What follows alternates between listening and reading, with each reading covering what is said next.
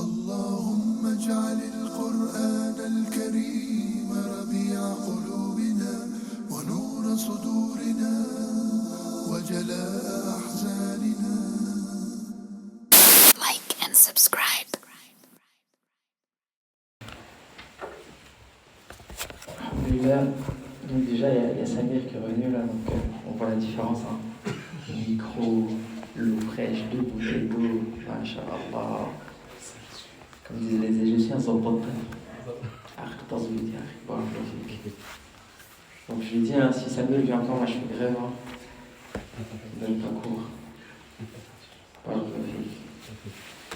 Donc Inch'Allah, on reprend le cours sur la sira du prophète sallallahu alayhi wa sallam. Il y a le commentaire du kitab Al-Urjuz al-Mi'iyya fi Bihali Ashraf al-Bariyya de l'imam Ibn Abil Aziz al-Hanafi avec les ta'liqat, donc les commentaires de Cheikh Abd al-Razzaq Ibn Abd al-Muhsin al-Abbad al-Badr. Donc on avait commencé une petite introduction. On n'a pas vraiment parlé de la naissance du prophète sallallahu alayhi wa sallam, mais là on y va. Là on est dans le vif du sujet. Après je répondrai Inch'Allah à certaines questions qui ont été posées la semaine dernière. Et on clôturera le cours. Déjà, est-ce qu'il y a des frères qui ont l'intention de mémoriser le livre, ou est-ce qu'il y a des frères qui ont commencé à mémoriser le livre ou pas? Fiche. Il n'y a pas de himma là, il n'y a pas de frères ambitieux qui veulent se lancer dans la connaissance du kitab. Ou alors peut-être il y a des frères mais ils ne le disent pas, tu vois. C'est discret. En tout cas, s'il y a quelqu'un qui veut commencer à réciter, il n'y a pas de souci, on peut corriger sa récitation. Mais on avait commencé le livre. S'il y a un frère qui a volontaire, il n'y a pas de souci. L'estahi, qu'il soit pas, comment te dire, qu'il n'est pas encore. Donc le début du livre, il dit Alhamdulillahi al-Qadim al-Bari, thumma salatuhu ala al-Mukhtari, wa ba'daha kasirata rasuli, manzumatan mujazata al-usuli. Donc ça c'est ce qu'on a étudié, on a expliqué ça la semaine dernière. Ensuite c'est Mawliduhu fi ashir al-Fadili, Rabi'in al-awwal 'am al-Fili, lakinnama al-mashhur thani 'ashrihi fi yawm al-ithnayn tulu'a fajrihi, wa wafaqa al-'20 min Naysana, wa qablahu haynu abihi hana. Inch'Allah on va s'arrêter là, et on va commenter Inch'Allah. Donc il dit Mawliduhu fi ashir al-Fadili, Rabi'in al-awwal 'am al-Fili. Il dit ذكر رحمه الله في هذه الأبيات الثلاثة ما يتعلق بمولد الرسول عليه الصلاة والسلام، وهذا في جميع كتب السيرة هو أول ما يبدأ به في سيرته صلوات الله وسلامه عليه. Donc مولده, le mawlid, ça je pense que c'est un terme qui vous parle, même معنى mawlid, la naissance, le jour de la naissance. D'accord. Donc là on parle de la naissance du prophète sallallahu alayhi wa sallam, fi ashir al-Fadili. Donc al-ashir, donc ça veut dire le 10e jour. Al-Fadil, dans le sens où c'est un mois qui a du fadl, qui a du mérite. Donc c'est un adjectif qu'il utilise pour dire que le mois au cours duquel le prophète sallallahu alayhi wa sallam, forcément c'est un mois béni dans le sens où c'est une bénédiction. Parce que comme Allah Azza wa Jalla dit wa ma arsalnaka illa rahmatan lil alamin, Allah Azza wa Jalla, il a envoyé le prophète sallallahu alayhi wa sallam en guise de miséricorde pour les mondes. Donc forcément le jour ou le mois au cours duquel le prophète sallallahu alayhi wa sallam, c'est un mois qu'on va considérer comme étant béni, et c'est pour ça qu'il emploie le terme fadili. Fi ashir al-Fadili, Rabi'in al-awwal 'am al-Fil. Donc Rabi' al-awwal, c'est le mois au cours duquel le prophète sallallahu alayhi wa sallam est né, bil-ittifaq. Il n'y a pas de divergence sur le fait qu'il est né pendant le mois de Rabi' al-awwal 'am al-Fil, l'année dite d'al-Fil. Il dit مولده أي مولد النبي صلى الله عليه وسلم في عاشر الفضيل ربيع الأول أي في اليوم العاشر من شهر ربيع الأول عام الفيل أي في العام المعروف بعام الفيل للقصة المعروفة التي وقعت في ذلك العام لأبرهة عندما أتى مكة قاصدا هدم الكعبة أو هدم بيت الله الحرام. قال الله تعالى ألم ترى كيف فعل ربك بأصحاب الفيل ألم يجعل كيدهم في تضليل وأرسل عليهم طيرا أبابيل ترميهم بحجارة من سجيل فجعلهم كعصف مأكول. فذاك العام يعرف بعام الفيل. ومن عادة العرب والناس عموما تأريخ السنوات بالحوادث الكبار التي تقع في تلك السنوات. Donc, le prophète sallallahu alayhi wa sallam, on sait qu'il est né pendant le mois de Rabi' al-Awwal. Après, il va expliquer la question du jour. Est-ce qu'il est né le 10, est-ce qu'il est né le 12, est-ce qu'il est né le 8, etc. On va parler de la différence après. Mais avant ça, il développe sur l'année au cours de laquelle le prophète sallallahu alayhi wa sallam est né. Donc, les Arabes à l'époque, ils n'utilisaient pas le système qu'on utilise maintenant. C'est-à-dire, ni le système de l'hégire, on connaît que, enfin, on va en parler si on ne le connaît pas, mais aujourd'hui, on utilise un système qui a été instauré à l'époque de Omar ibn al-Khattab, je crois l'année 17 de l'hégire, qui consiste à dire que l'an 0 pour les musulmans, c'est l'année à partir de laquelle le prophète sallallahu alayhi wa sallam est né, non, a émigré, voilà. C'est un point d'interrogation que j'ai mis. Ah bah c'est un refus. Non, je rigole. Non mais c'est pas, justement, c'est contre-intuitif. On pense qu'on aurait pensé, et ça va être intéressant parce qu'on va discuter de la question du Maulid tout à l'heure, on aurait pu penser que pour les musulmans, l'événement marquant ou l'événement de départ à partir duquel on va déterminer le calendrier de l'islam, c'est la naissance du prophète sallallahu alayhi wa sallam. Et bien Omar a considéré que l'événement marquant la naissance de la Ummah, c'est la hijra du prophète sallallahu alayhi wa sallam min Mecca ila al-Médina. Je trouve ça hyper intéressant comme perspective, et ça amène à la réflexion. Dans le système qu'on utilise actuellement, donc on a deux calendriers, on va dire, qui ont le plus d'influence aujourd'hui. Donc il y a le calendrier qu'on appelle grégorien, le calendrier, comme tu dis, Shamsi, donc le calendrier qui dépend du système, on va dire, solaire, et qui considère que le début, entre guillemets, de notre civilisation, parce que c'est un petit peu ça, le sujet du calendrier, c'est la naissance de Isa ibn Maryam, donc qu'ils appellent Jésus-Christ, etc. Même s'il y a un doute sur sa naissance, on ne sait pas exactement, on dit que ça a 2-3 ans près, etc. Bref, c'est pas le sujet. Et l'autre système qu'on utilise, en tout cas dans le monde musulman, c'est le système hégérien, donc le calendrier hégérien, qui est un calendrier lunaire, et qui commence à partir de la hijra du prophète sallallahu alayhi wa sallam. Et ce qui est intéressant, c'est de comprendre aussi que, en fait, il y a ces deux calendriers, mais que, en fait, les Arabes, à l'époque, ils utilisaient ni ça, ni ça. Ils n'avaient pas ces systèmes-là. Ou alors, ils utilisaient des systèmes qui sont, en fait, liés à des civilisations passées. Comme par exemple, là, dans le texte, il dit... ça, il le dit plus loin, je crois. Je ne me trompe pas. Ouais, ça, il le dit dans un autre passage. Est-ce qu'il le dit là? On va expliquer ça plus tard. Mais en fait, ils utilisaient parfois un autre système qui est un calendrier aussi solaire et qui a été utilisé par des civilisations comme les Assyriaques, c'est-à-dire les peuples qui vivaient dans la région aujourd'hui de la Syrie et qui plus tard se sont soit arabisés ou soit sont restés, qui sont restés chrétiens souvent, parce que ça aussi souvent un lien, c'est-à-dire le fait que le peuple embrasse l'islam, après petit à petit commence à se mélanger avec les gens qui sont venus de la péninsule arabique, ou alors ils sont plutôt restés entre eux et puis ils ont développé aujourd'hui si tu vas en Syrie par exemple, tu vas trouver des gens qui descendent encore de ces civilisations-là. Bref, donc les Arabes n'utilisaient pas nécessairement ce type de calendrier, et donc pour eux, il n'y avait pas de système pour dire on est par exemple en 1452, on est en 2000, je sais pas quoi, tu vois. Et donc pour eux, les années, elles étaient marquées par des événements. On disait par exemple, un tel, il est né l'année de l'éléphant, en parlant du prophète sallallahu alayhi wa sallam et d'autres compagnons qui sont nés la même année. Et ça fait écho au fait que le prophète sallallahu alayhi wa sallam, il dit « Nahnu umma ummiya », c'est-à-dire que les Arabes de l'époque, ils n'avaient pas un système d'écriture développé. Ils voyaient le monde comme un peuple qui n'était pas un peuple de lettrés. La naqra wa la naktub, comme ils disaient, tu vois. Donc, à la base, avant que l'islam arrive, avant que le Coran soit révélé, on ne peut pas dire que la civilisation arabe, c'est une civilisation de l'écrit. C'est plutôt une civilisation de l'oral.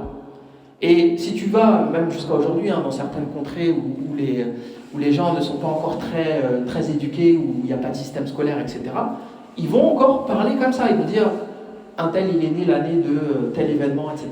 Et donc l'événement marquant de la naissance du prophète sallallahu alayhi wa sallam, c'est l'année de l'éléphant. Qu'est-ce qui s'est passé cette année-là? Est-ce que quelqu'un peut... Tfaddal. Il y a Abra qui, je ne sais pas si c'est cette année, mais c'était l'année de l'éléphant, je crois. Et il a voulu attaquer la Mecque. C'est qui Abraham? Je crois que c'était un chrétien. Un chrétien. Il venait d'où? Abyssinie. Abyssinie, Inch'Allah, le frère, il est là. Moi, j'ai vu dernièrement, Vite fait comme ça. Non, Inch'Allah, c'est bien. Non, c'est exactement ça. Donc l'Abyssinie, à l'époque, elle est chrétienne. L'Abyssinie, c'est quoi aujourd'hui, l'Abyssinie? Oman? Somal, Inch'Allah. C'est quoi l'Abyssinie? Soudan. Qui dit autre chose? Donc c'est l'Éthiopie. Mais c'est vrai que le royaume d'Abyssinie de l'époque, il englobe des pays comme la Somalie, l'Érythrée, une partie du Soudan aujourd'hui. On ne peut pas dire que c'est faux parce que les frontières, évidemment, elles sont pas stables. Mais globalement, on dit souvent que l'Abyssinie d'aujourd'hui, c'est l'ancien nom de l'Éthiopie. Donc l'Éthiopie, c'est l'un des premiers pays de l'histoire à rentrer dans le christianisme, comme on le sait ou comme on devrait le savoir. En tout cas, si vous ne le savez pas, vous le savez. Donc les Éthiopiens à l'époque sont des chrétiens. Et Abraha, par contre, est-ce qu'il est chrétien? De mes souvenirs, il est chrétien ou il est juif, Abraha? Je ne sais plus, hein. J'ai un doute là-dessus. Je crois qu'il est chrétien parce qu'il a voulu rendre la Mecque chrétienne. Ouais, il me semble qu'il est chrétien. Après, je confonds peut-être avec l'histoire de Ashab al-Urdoud. Parce que le dirigeant dans l'Ashab al-Urdoud, il était juif. Bref, ils veulent envahir Mecca et ils veulent détruire la Kaaba. Donc, je pense qu'on a tous entendu parler de cette histoire-là, et c'est l'histoire au cours de laquelle le grand-père du prophète sallallahu alayhi wa sallam, qui s'appelle Abdul Muttalib, qu'est-ce qu'il a fait? Il a pris ses chameaux, enfin ce qui lui restait de son troupeau. Ils sont partis, sur Ma'al et Mecca, donc sur les hauteurs de la Mecque, et ils les ont laissé faire. Ils n'avaient pas moyen de se défendre. Mais à un moment donné, dans l'histoire, tu as justement Abdel Muttalib qui va voir Abraha, et en fait, il lui demande de récupérer une partie de son cheptel, donc de ses chamelles qui ont été volées par son armée. Et Abraha, il dit, mais attends, moi je viens de détruire ton temple sacré, toi la seule chose que tu me demandes, c'est tes chamelles. Et Abdel Muttalib, il dit, bah voilà, il dit, la maison en question là que tu viens de détruire, elle a son propriétaire et c'est lui qui va la défendre. Moi, je suis propriétaire de mes chamelles, j'ai récupéré juste mes chamelles. Après, tu fais ce que tu veux, tu te débrouilles avec lui. C'est un peu ça la logique. Et effectivement, Allah Azza wa Jalla a défendu le Kaaba. Et on sait aussi qu'à la fin des temps, il y aura aussi un autre épisode l'un des épisodes qui marquera la fin des temps, c'est quand il y aura aussi une armée qui viendra d'Al-Habasha, qui viendra détruire la Kaaba. Qu'Allah Azza wa Jalla nous préserve de connaître cette période de trouble.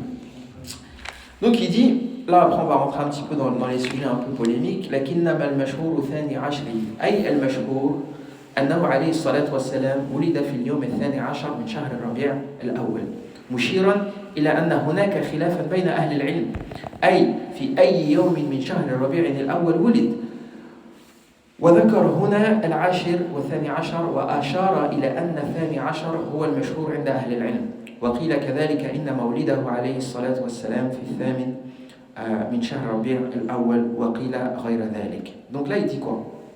Il dit en fait dans le vers de poésie لكنما المشهور ثاني عشره. Ça veut dire que l'avis le plus répandu, le plus connu, c'est que le prophète sallallahu alayhi wa sallam, il est né le 12 de Rabi' al-Awwal. Fi yawm al-ithnayn, on est sûr qu'il est né un lundi, Toulour al-Fajriyi, qu'il est né à peu près à l'époque du Fajr. Mais là, le commentateur, il dit en fait, l'auteur, il veut nous expliquer qu'il y a une divergence. Lui, de son point de vue, il est né le 10. Mais il dit, mais je reconnais que la plupart des savants considèrent qu'il est né le 12. Il y a d'autres savants qui te disent le 10, il y a d'autres savants qui te disent le 8. En fait, en vérité, c'est très difficile de, c'est-à-dire d'avoir une certitude sur le jour précis de la naissance du prophète sallallahu alayhi wa sallam. Et il te dit وقد قال الألباني رحمه الله في كتابه صحيح السيرة وفي شهره أقوال ذكرها ابن كثير في الأصل يعني البداية والنهاية وكلها معلقة بدون أسانيد ويمكن النظر فيها ووزنها بميزان علم مصطلح الحديث إلا أن قول من قال إنه في الثامن من ربيع الأول فإنه رواه مالك وغيره بسند صحيح عن محمد بن جبير بن مطعم وهو تابعي جليل ولعله لذلك صحح هذا القول أصحاب التاريخ واعتمدوه ثم قال والجمهور على أنه في الثاني عشر والله أعلم. Donc en gros, là, il te rapporte des propos de Cheikh Al-Albani qui lui-même mentionne l'imam Malik qui rapporte on va dire, d'un hadith dont la chaîne de transmission est authentique, d'après Mohammed ibn Jubayr ibn Mut'im, et qui était un tabi'i, donc c'est l'élève des Sahaba et qui va dans ce sens, qu'il serait né le 8. Après, il te dit وهذا الاختلاف في تحديد اليوم الذي ولد عليه الصلاة والسلام فيه من شهر ربيع الأول من الأدلة التي ذكرها أهل العلم فإن ليلة مولده عليه الصلاة والسلام لا يترتب عليها حكم شرعي إلا لو كان يترتب عليه وإلا لو كان يترتب على ذلك حكم شرعي أو عمل مشروع لما كان في تحديد مولده هذا الاختلاف الذي يذكر في جميع كتب التاريخ. Là, il vient avec un propos qui me paraît intéressant, c'est qu'il te dit en fait, le fait qu'on soit incapable de déterminer avec certitude le jour de la naissance du prophète sallallahu alayhi wa sallam, c'est une preuve que ça n'engendre pas de conséquences religieuses. Parce que si ça engendrait des conséquences religieuses, ce serait un événement tellement important que les compagnons l'auraient enregistré, que les tabi'in aussi, et qu'ils nous l'auraient transmis. Donc ça vient avec la question de ce qu'on appelle al-Mawlid al-Nabawi sallallahu alayhi wa sallam, et la divergence qui est connue des ulama sur le sujet. Est-ce que le jour de la naissance du prophète sallallahu alayhi wa sallam, c'est quelque chose de religieux, quoi? Est-ce qu'on n'est pas, et ça je pense que c'est l'avis des ulama qui l'interdisent, est-ce qu'on n'est pas en fait influencé par le christianisme qui en fait a construit toute une religion autour de la naissance d'Isa de Maria, qui est il est né quand Isa de Maria? C'est-à-dire Noël, c'est quand? Enfin, le 24, 25. En fait, c'est faux, on ne sait pas quand il est né Isa de Maria. C'est ça qui est fou en fait dans l'histoire. En Espagne, c'est 3 janvier. En Espagne, c'est 3 janvier, tu vois. Noël, c'est pas comme ici, le 25 décembre. En Espagne, c'est pas de. C'est les l'été. Parce qu'en fait, dans Surat Maryam, il a parlé de Rotab. Rotab. Rotab, c'est en général, c'est le mois de juillet ou août. Ça fait partie des indices qui prouvent qu'on ne sait pas quand est-ce que Isa ibn Maryam il est né, mais pas avec précision. Mais ce que l'on sait, c'est qu'à l'époque, dans le christianisme, enfin au premier temps du christianisme, les empereurs romains, en fait, ils voyaient que leur peuple commençait à se christianiser, parce qu'à l'époque, les Romains, ils étaient païens. Donc ils avaient des religions païennes, ils adoraient des fausses divinités. Et donc ils ont essayé de rapprocher en fait le peuple avec l'État en faisant en sorte que les fêtes qui existaient à l'époque de l'Empire romain tombent en même temps que les fêtes chrétiennes. Et donc à l'époque ils avaient une fête qui s'appelait le solstice d'hiver et qui tombait à peu près le 25 décembre. Ils ont dit bon, après on est venu avec l'histoire de Jésus, on t'a ramené un petit peu de roi mage, tout ça, on t'a saupoudré, tout ça, emballé, c'est pelé. Après l'époque Coca-Cola, le Père Noël rouge, tout ça. Et puis tous les ans, est-ce que j'ai le droit de participer à Noël, machin, les questions qui reviennent en permanence. Ouais, mais j'ai pas l'intention, c'est pour les liens familiaux, tout ça. Bref, en tout cas, Noël, c'est une fête à la base païenne. Il y a eu un rebranding pour en faire une fête chrétienne, mais nous, ça ne nous concerne pas tout ça. La Koum Dinoko Waliadine, dans le sens où les chrétiens, ils font ce qu'ils veulent, ils fêtent ce qu'ils veulent, moi, j'ai pas de jugement de valeur par rapport à ça. Mais la question, c'est, est-ce que nous, musulmans, on n'est pas parfois, il n'y a pas une espèce de porosité avec justement la culture dominante, donc la culture chrétienne, qui fait que, eux, ils ont Noël, donc nous aussi, il faut qu'on ait la naissance du prophète sallallahu alayhi wa sallam. Mais pourtant, les Sahaba, on n'a pas de traces qui considèrent que c'était pour eux l'événement à fêter, à célébrer. voire même au moment où Omar ibn al-Khattab il choisit, parce que en fait ce qui se passe à l'époque de Omar, c'est que le monde musulman petit à petit devient un empire, il faut dire les choses. Donc il faut l'administrer, donc s'il faut l'administrer, il faut des documents, s'il faut des documents, il faut des dates. S'il faut des dates, il faut des années. Ok, on commence quand? Pourquoi Omar il n'a pas pris la naissance du prophète sallallahu alayhi wa sallam comme événement majeur? Parce que c'est pas la naissance de l'islam à proprement parler, en tant que c'est pas le moment où il reçoit la révélation, et c'est pas l'événement qui va faire naître ce que Omar ibn al-Khattab est en train d'administrer, qui est en fait il crée pas, mais il est au début la naissance d'une civilisation qu'on va appeler plus tard la civilisation islamique, etc.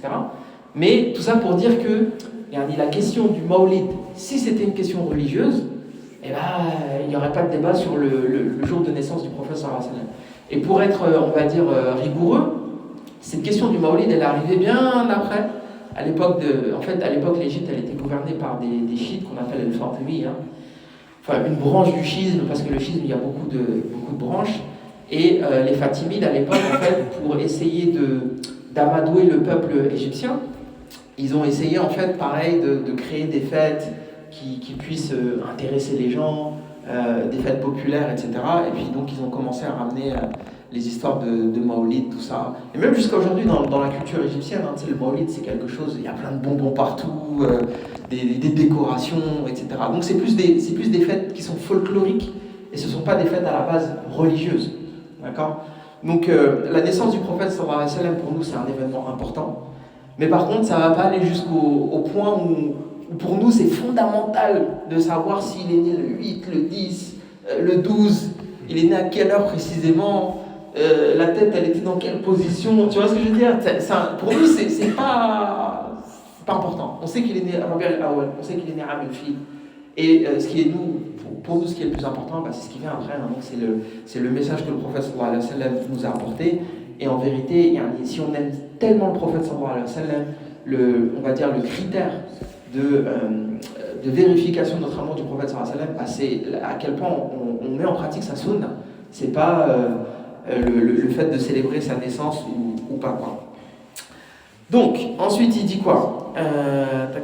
Il dit ومن جزم بيوم معين من شهر الربيع الأول أنه هو يوم مولد النبي صلى الله عليه وسلم فلا دليل واضح عنده على ذلك الجزم. Donc il dit une personne qui dit qui dirait que voilà, moi je suis sûr qu'il est né à telle époque ou à tel jour, cette personne n'a pas de preuve indiscutable, on va dire. Il dit عام الفيل جاء في هذا النصوص منها ما رواه الحاكم في المستدرك عن ابن عباس رضي الله عنه قال ولد النبي صلى الله عليه وسلم عام الفيل وقال الحاكم هذا حديث صحيح على شرط الشيخان لم يخرجا وقال الذهبي على شرط مسلم. Donc il dit par contre pour ce qui est de l'année de l'éléphant, il n'y a pas de doute. Parce que Ibn Abbas le rapporte dans un hadith, et que le hadith est authentique. Il dit وروى ابن إسحاق من طريقه الحاكم ومن طريقه الحاكم وغيره عن قيس ابن مخرمة رضي الله عنه قال ولدت أنا ورسول الله صلى الله عليه وسلم عام الفيل فنحن لدتان. Donc un autre compagnon qui s'appelle Qais ibn Makhrama, enfin j'ai écorché son nom deux fois, il dit moi je suis né l'année de l'éléphant comme le prophète sallallahu alayhi wa sallam. Donc ça prouve qu'il y a d'autres compagnons qui sont nés à cette époque-là, et ça renforce l'idée qu'il est bien né cette année-là. Il dit يقال فلان لدة فلان إذا ولد معه في وقت واحد فالنبي صلى الله عليه وسلم ولد عام الفيل واختلف بكم يوم كانت ولادته بعد حادثة الفيل والأشهر أنها بعدها ب50 يوما. Donc il y a une divergence aussi pour savoir c'est quoi la distance entre sa naissance et l'événement d'El-Fil. Et il te dit que le plus connu, enfin la parole la plus répandue, c'est qu'il est né à peu près 50 jours après cet événement. Et ce qui est intéressant aussi, quand tu lis un petit peu le tafsir, c'est que Allah Azza wa Jal, en fait, les exégètes, certains exégètes considèrent que ce que Allah Azza wa Jal a fait le jour d'Aram el-Fil, enfin la défaite d'Abraha, etc., ça fait partie des signes qui annonçaient la venue du prophète sallallahu alayhi wa sallam. Donc il n'a pas seulement défendu la Kaaba pour défendre la Kaaba, mais aussi pour montrer aux Arabes que voilà, maintenant il va se passer quelque chose. Si, entre guillemets, si je vous ai défendu contre les Abyssins, c'est parce que je prépare le terrain pour l'arrivée d'un prophète. في يوم الاثنين طلوع فجره أي كانت ولادته يوم الاثنين وهذا ثابت في الحديث الصحيح عنه عليه الصلاة والسلام كما جاء في صحيح مسلم عن أبي قتادة الأنصاري أن رسول الله صلى الله عليه وسلم سئل عن صوم يوم الاثنين قال ذاك يوم ولدت فيه ويوم بعثت وأنزل علي فيه فيوم الاثنين هو اليوم الذي ولد فيه عليه الصلاة والسلام وهو اليوم الذي أنزل عليه فيه وهو اليوم الذي هاجر فيه من مكة إلى المدينة وهو اليوم الذي وصل فيه إلى المدينة وهو اليوم الذي توفي صلوات الله وسلامه عليه فيه وكل ذلك نص عليه الناظم في موضعه المناسب من هذا النظم المبارك. Donc, ça aussi c'est un point intéressant. Donc, il dit que, par contre, on a une certitude. C'est que le prophète sallallahu alayhi wa sallam, il est né quel jour de la semaine? Lundi. C'était pour savoir si vous suivez encore. Alhamdulillah. Et en fait, il dit, le prophète sallallahu alayhi wa sallam, qu'il est né un lundi, que... j'ai perdu la page. Non, c'était là. Donc le prophète sallallahu alayhi wa sallam, on lui a posé la question, en fait, pourquoi tu jeûnes le lundi? Il dit, parce que c'est le jour de ma naissance. C'est le jour où j'ai reçu la révélation. D'accord? Et le lundi, c'est le jour aussi où il a quitté la Mecque pour Médine, donc le jour où il a émigré. Et c'est le jour aussi où il est arrivé à Médine. Et c'est le jour aussi où il est décédé. Est-ce que vous connaissez aussi d'autres événements qui ont eu lieu à lundi? C'est le jour où les actes sont... Voilà, c'est le jour où les actes sont élevés vers le ciel. Et donc ce qui est intéressant, c'est que, on va forcément rencontrer des gens dans notre entourage qui vont nous dire pour la question du Maulid, non, c'est parce que toi t'aimes pas le prophète sallallahu alayhi wa sallam, ou parce que toi t'es un mutachaddid ou je sais pas quoi, t'es un wahhabi, t'es un salafi, t'es un je sais pas quoi, tu vois, on connaît tout ce genre de débat là. Mais ce qui est intéressant, c'est de dire, mais en fait, si tu es aussi attaché que ça à la naissance du prophète sallallahu alayhi wa sallam, j'ai envie de te dire, jeûne le lundi et lâche la... Tu vois, j'ai pas envie d'être vulgaire, mais arrête de nous casser la tête, on va dire ça comme ça, tu vois. Si tu veux vraiment célébrer la naissance de Rasulullah sallallahu alayhi wa sallam, tu as l'occasion de le faire tous les lundis. Et en silence en plus. Tu vois ce que je veux dire? Tu jeûnes le lundi, tu ne prends pas la tête. Toi, tu as envie de fêter, célébrer, célèbre. Mais la sunna, c'est ça. La sunna, si vous aimez Allah et son prophète, tu vois, bah suivez-moi, suivez ma sunna. Le prophète sallallahu alayhi wa sallam, il jeûnait tous les lundis. Et c'est comme ça qu'il célébrait, c'est comme ça qu'il faisait preuve de gratitude. Mais Allah Azza wa Jal ne nous a pas indiqué que pour le remercier d'avoir envoyé Rasulullah sallallahu alayhi wa sallam, on devait un jour de l'année faire quelque chose de spécifique. Et en fait, un truc qui est important à comprendre, c'est que le sujet, c'est pas de savoir si c'est important de célébrer la naissance ou pas la naissance. En fait, le sujet, il est plus profond que ça. Le sujet, il est de savoir qui en islam détermine les actions à faire.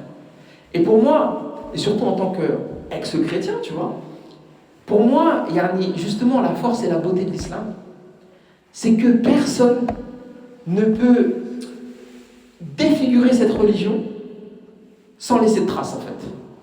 Je ne vais pas dire que les bid'ah, elles n'existent pas. Les hérésies, elles existent et elles existeront. Et tous les ans, on t'invente un nouveau truc. Mais ce que je veux dire par là, c'est qu'il y aura toujours quelqu'un pour dire non, Rasulullah sallallahu alayhi wa sallam, il n'a pas fait ça.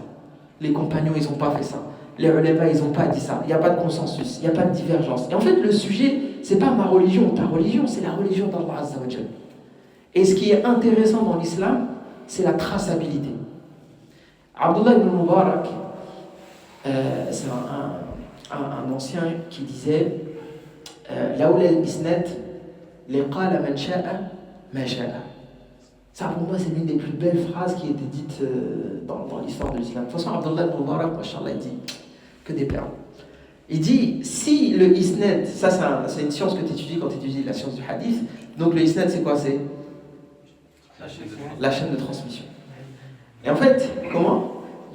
L'an'ana, c'est une formule qui dit, par exemple, en fait, quand les savants ils mentionnaient les isnad, ils disaient an fulan, donc selon, d'après un tel, etc. Et en fait, c'est un sujet, moi, que je trouve passionnant. Franchement, les sciences du hadith, c'est un sujet qui m'intéresse beaucoup. Et le frère, il a mentionné le terme an. Et en fait, les savants, ils sont tellement précis qu'ils faisaient la distinction entre une personne qui dit an et une personne qui dit sami'tu. Donc une personne qui dit j'ai entendu, c'est pas la même chose qu'une personne qui dit d'après un tel. Des fois, d'après un tel, ça veut dire qu'il l'a entendu. Voilà. Mais on va dire c'est du langage courant. Et en plus, les savants du hadith, qu'est-ce qu'ils faisaient? Ils s'asseyaient, comme là je suis assis là, ils ouvraient le livre et ils récitaient toute la chaîne de transmission. Donc il écrivait un livre, par exemple, je sais pas moi, Hakim ou Tirmidhi, il a écrit un sunan machin, il rapporte un hadith et il dit ce hadith il l'a entendu de la bouche d'un tel, qu'il a entendu de la bouche d'un tel, qu'il a entendu de la bouche d'un tel, qu'il a entendu de la bouche d'un tel, qu'il a entendu et ça remonte jusqu'au prophète sallallahu alayhi wa sallam. Il n'y a pas une religion au monde qui a un système comme celui-là. Il y a même des orientalistes qui l'ont reconnu ça et qui ont dit que les musulmans ont inventé un système d'une précision. Si tu prends par exemple l'histoire, tu lis les livres d'histoire. Napoléon Bonaparte, il a fait ci, il a fait ça, tatati tatata. Quand tu étudies l'histoire sérieusement, il y a plein de récits. En vérité, si tu appliquais le filtre des savants du hadith, qui n'ont pas le même niveau de fiabilité en fait. C'est ça que je veux t'expliquer. Pourquoi les savants ils ont inventé ça, à votre avis? Pas qu'il y a de faille dans la transmission. Pour l'authenticité. En fait, ce qui s'est passé, c'est que à l'époque des compagnons, voilà, ça c'est un très bon point ce qu'il a mentionné. À l'époque des compagnons du prophète sallallahu alayhi wa sallam, c'était impensable de mentir en disant Rasulullah sallallahu alayhi wa sallam il a fait, il n'a pas fait. Pourquoi? Parce que Rasulullah sallallahu alayhi wa sallam dit il dit Man kadhaba alayya muta'ammidan falyatabawa maq'adahu min an-nar. Celui qui invente, qui forge un mensonge intentionnellement à mon encontre, qu'il prépare sa place en enfer. Et Allah Azza wa Jal a mentionné que les compagnons ils étaient udoul, donc ils étaient propres, etc. Donc à l'époque des compagnons, on ne mentait pas sur le prophète sallallahu alayhi wa sallam. Puis est venue l'époque des tabi'in. Et c'est à cette époque-là on a commencé à avoir les premiers troubles. On sait que Omar ibn al-Khattab il a été assassiné par Abu Lu'lu' al-Majusi. Bon, c'est une longue histoire, mais on ne va pas revenir là-dessus. Uthman, pareil, il a été assassiné. Ali ibn Abi Talib, il a été assassiné. Et en fait, à l'époque des compagnons, il y avait beaucoup de troubles politiques. Et petit à petit, on se rend compte que la religion, c'est un enjeu pour influencer les gens. Dans le sens où, si par exemple, on est une seule communauté, on a tous la même foi, d'accord? Le fait qu'un tel ou un tel soit dirigeant, je dirais pas que ça n'a pas d'impact, ça a un impact, mais ça ne changera pas le cours de l'histoire. Par contre, si on est divisé, un tel il est chiite, l'autre il est je sais pas quoi, l'autre il est nanana, donc le choix du dirigeant, c'est un pouvoir considérable que tu as sur la nation. Et donc à cette époque-là, le fait de mentir sur le prophète sallallahu alayhi wa sallam, dire Rasulullah il a dit ça ou il n'a pas dit ça, ça a un impact considérable d'un point de vue politique. Et à cette époque-là, on a commencé à propager des mensonges. Et au-delà de ça, il y a beaucoup, même des compagnons du prophète sallallahu alayhi wa sallam, qui étaient des juifs convertis. Et en tant que juifs convertis, et ça c'est un truc aussi que beaucoup de musulmans ne comprennent pas, hein, il y a énormément de juifs dans l'histoire de l'islam qui sont convertis à l'islam.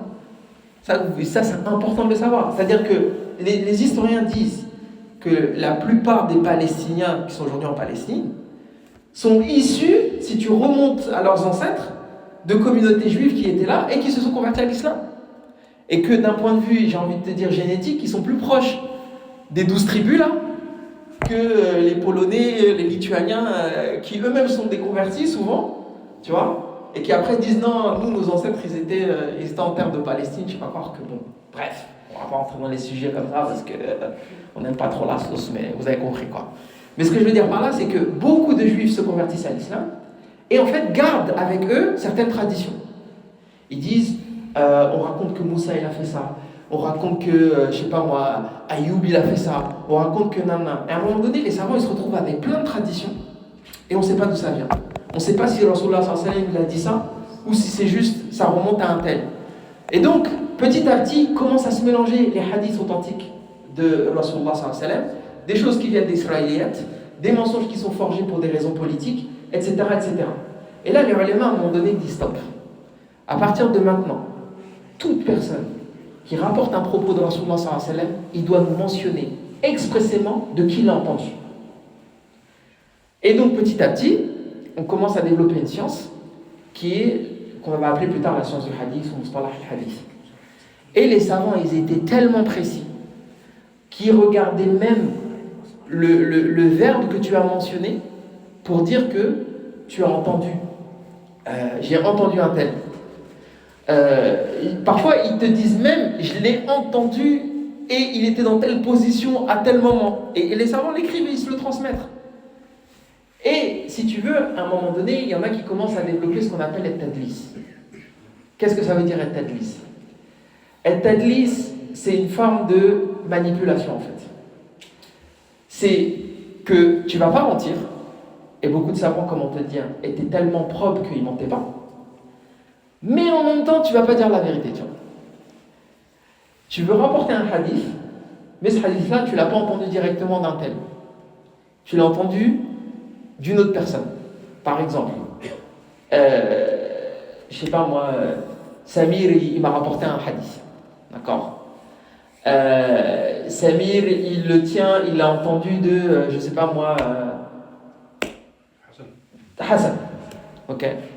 Maintenant, je sais que tel savant, il considère que Samir, il n'a pas une bonne mémoire.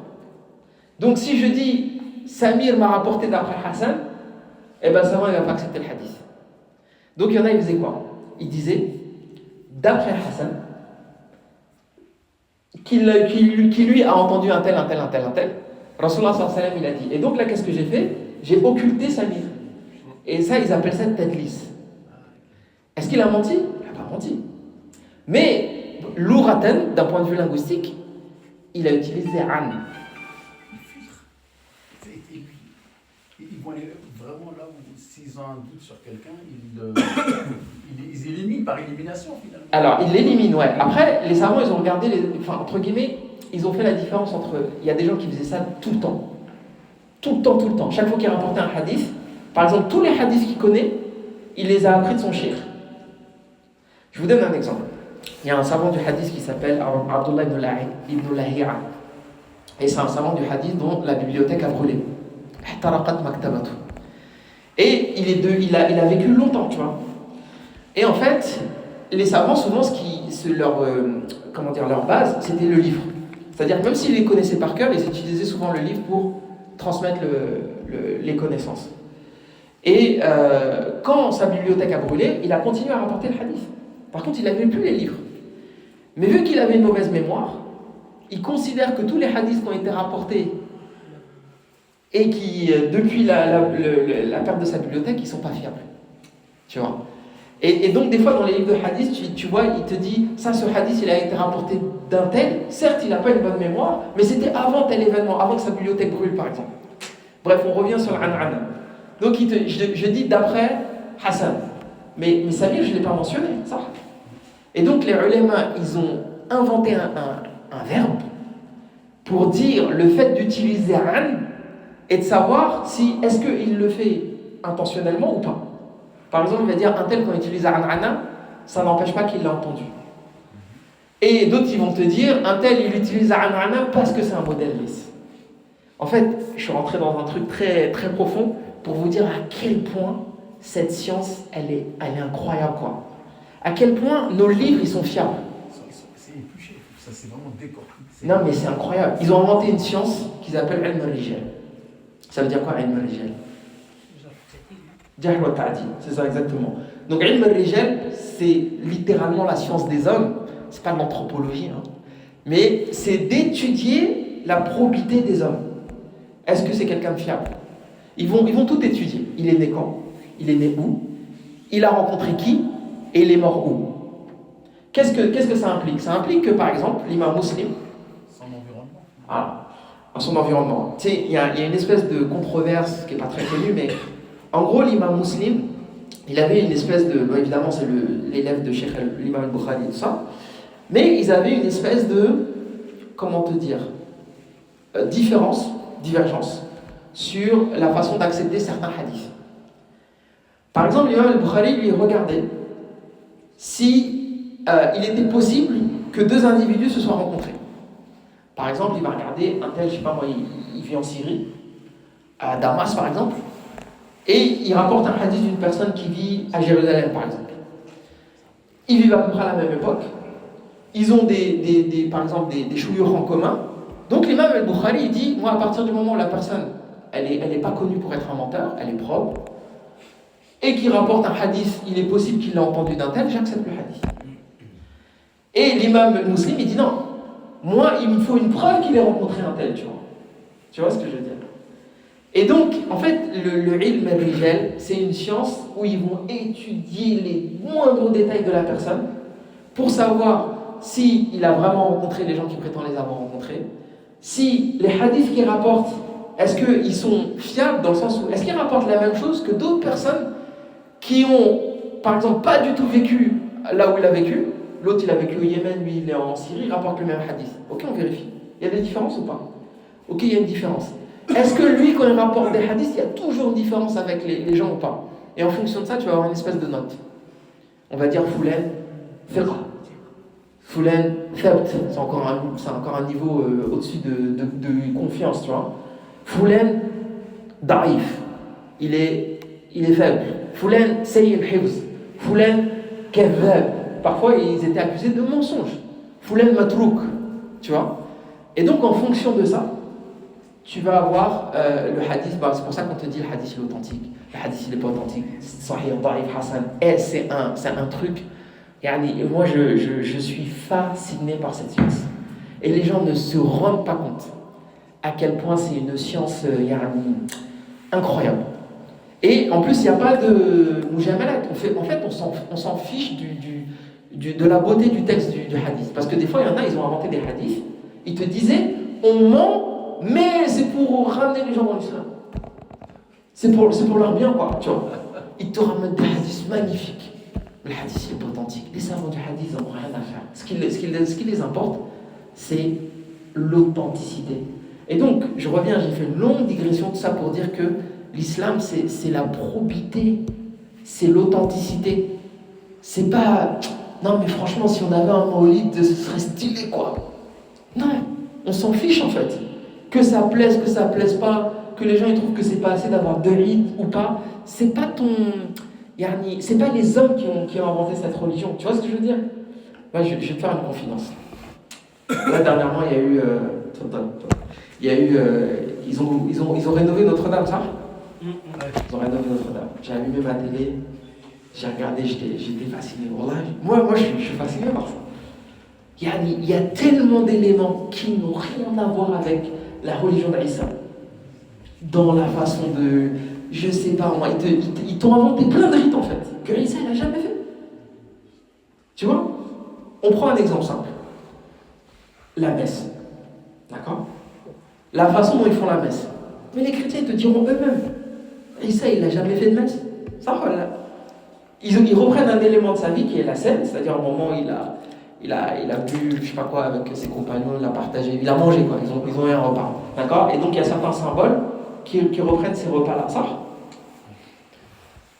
Même je vais aller plus loin que ça. Pendant la messe, tu lis des passages des évangiles, ça?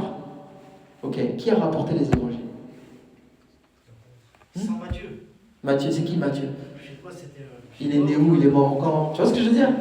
Et surtout, ce qui est important, c'est il y a qui entre la personne qui a écrit l'évangile et Isa ibn Maryam? Nous, on veut les noms.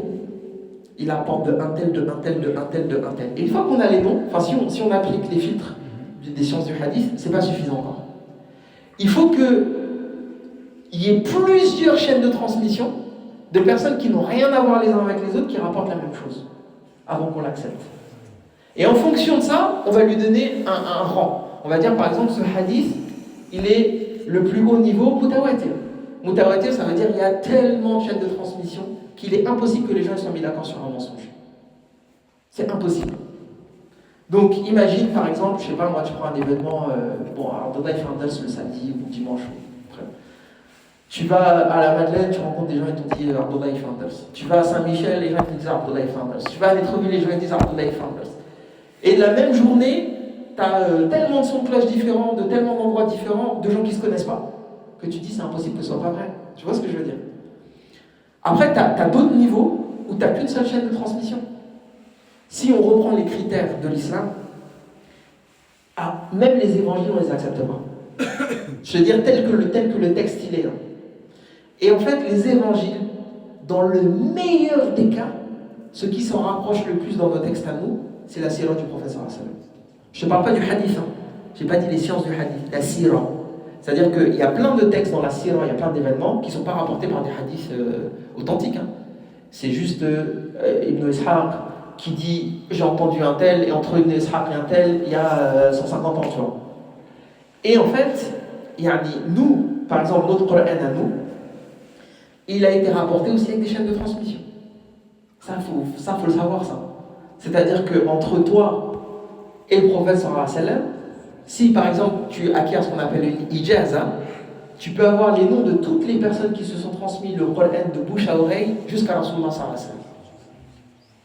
Donc ça, c'est notre livre saint. Ce qui fait quand même une différence assez extraordinaire avec le christianisme. Tu vois ce que je veux dire?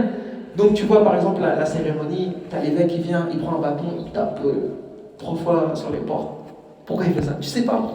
C'est des traditions. Moi, j'ai pas de problème avec ça, ils font ce qu'ils veulent, encore une fois. Mais tout ça pour te dire que l'esprit de l'islam rend ce genre de choses impossibles. Tout ce que l'on fait dans la mosquée, dans le rite, dans le hajj, dans le pèlerinage, dans le jeûne, on le fait parce qu'on a une trace.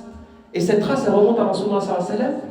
Et toutes les personnes qui nous les ont rapportées, on sait où ils sont nés, où ils sont morts, et on est impitoyable sur le sujet. Et si tu ramènes le moindre élément qui n'en faisait pas partie, on ne l'accepte pas. Celui qui rapporte quelque chose qui ne fait pas partie de cette religion, son œuvre est rejetée. Bref, encore une digression, mais Inch'Allah c'est intéressant, n'est-ce pas? Il dit ووافق العشرين من نيسان. Il dit النيسان يقال إبريل وهو الشهر الرابع من شهور السنة الشمسية. يقول السهيلي في الروض الأنوف وأهل الحساب يقولون ووافق مولده من الشهور الشمسية نيسان فكانت ل20 مضت منه ولهذا قال الناظم رحمه الله ووافق ال20 من نيسان. Donc en fait ce qui est intéressant c'est que le rapporteur, enfin l'auteur du texte, il a employé un terme qu'on n'entend pas beaucoup, on va dire, de nos jours, ou surtout dans notre environnement. Il dit en fait que la naissance du prophète sallallahu alayhi wa sallam, si on la transpose dans le calendrier solaire, ça correspond au 20 de Nisan. Ça veut dire quoi Nisan? Marque de voiture japonaise, non? Avril. Et pourquoi il dit Nisan et il ne dit pas Avril? Ça n'existait pas à l'époque avril. Ça n'existait pas à l'époque avril. Si, parce que les chrétiens, ils utilisaient le mois d'avril. Ils utilisaient déjà le calendrier grégorien. C'est intéressant hein, comme sujet. Déjà, Nisan, ça correspond à quel calendrier ça? Vous regardez le Jezira des fois? Des fois, ils utilisent des noms de mois. Comme par exemple, ils disent Aïloul, septembre, ça reprend. Kanoun el-Awwal, Tishrin, Ab. T'as jamais entendu ces choses-là? T'écouteras, tends l'oreille. En fait, ce qu'il faut savoir, c'est que à l'époque, dans le monde arabe, il y avait, comme je disais, des calendriers qui existaient, comme par exemple les Assyriens utilisaient un calendrier. Ils utilisaient un calendrier qui est le plus proche du calendrier qu'on connaît maintenant, c'est-à-dire janvier, février, mars, avril. Ils utilisent les mois solaires. Mais les noms sont des noms qui sont d'origine araméenne. Donc c'est une langue sémitique qui est proche de l'hébreu, etc. Tishrin el-Awwal, Kanoun el-Awwal, Kanoun el-Thani. Et donc il y a le mois de Nisan qui correspond au mois d'avril. Et lui, Ibn Abil Iz, il vient de Damas. Et à Damas, même jusqu'à aujourd'hui, on utilise encore ce type de calendrier. Après est venue l'influence occidentale, donc avec la colonisation, tout ça, on a commencé à prendre les mois de janvier, février, on les a arabisés quelque part, Yanaïr, février, Romanes, etc. Et donc, on va dire, c'est ce type de correspondance. Donc, en gros, il nous dit, si tu veux savoir à peu près à quel mois ça correspond, d'un point de vue, comment te dire, du calendrier tel que nous on le connaît, bah, il est né à peu près le 20 avril. Voilà. Mais pareil, c'est pas une date où tu vas te dire le 20 avril, c'est le jour de la naissance du prophète sallallahu alayhi wa sallam, il y a un événement particulier à faire, c'est juste une histoire d'un point de vue historique. Et c'est peut-être même, il a peut-être même fait ça pour la rime tout simplement.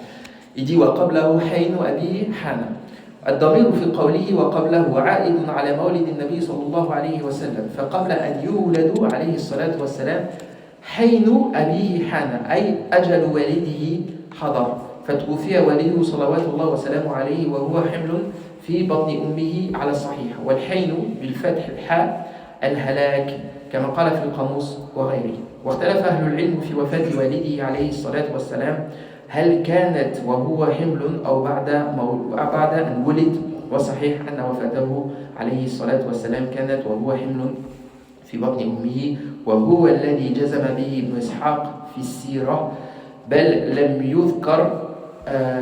يذكر غيره وهذا أبلغ درجات اليد أن يموت الأب والولد جنين في بطن أمه فيخرج إلى الدنيا ولا أب له.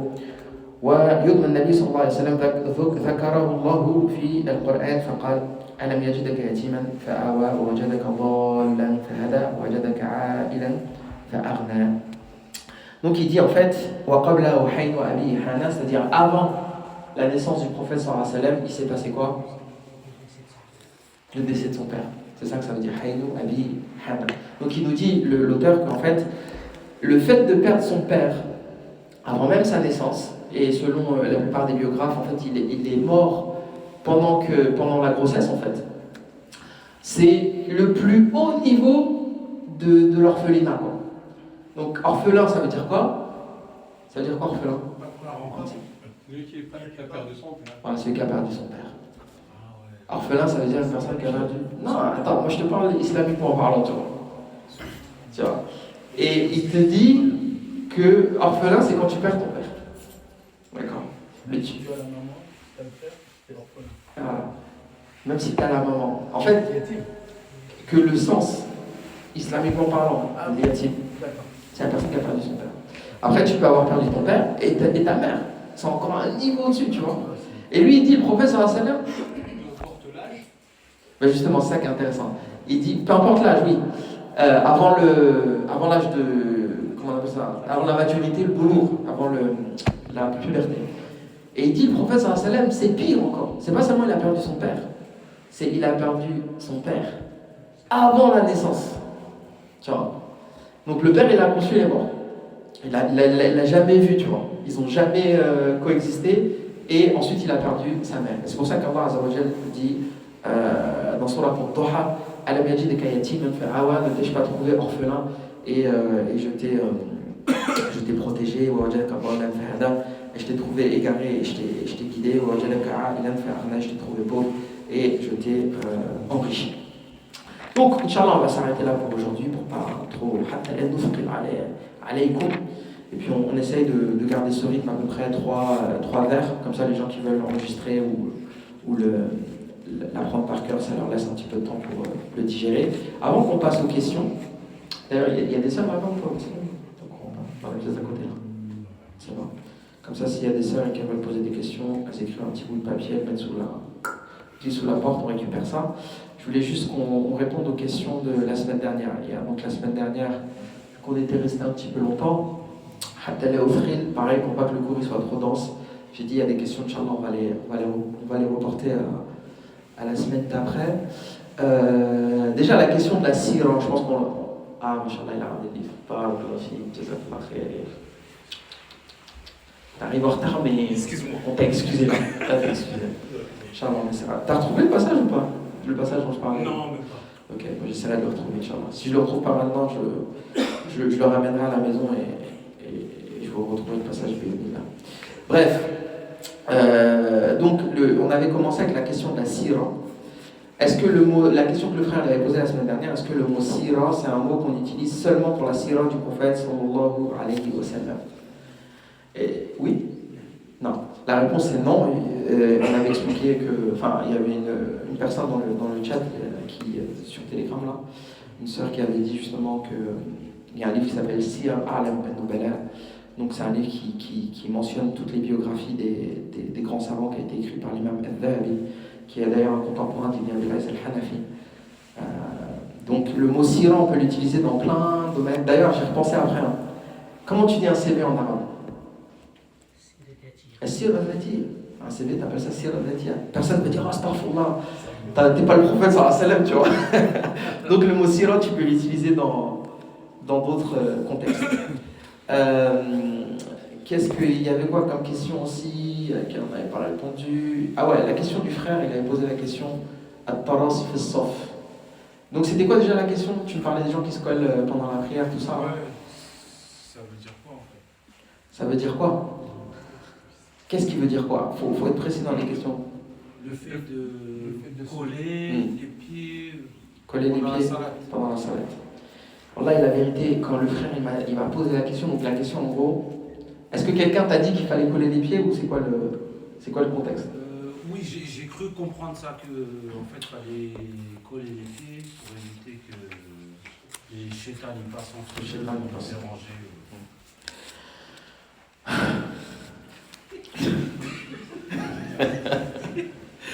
Je comprends mon souffle.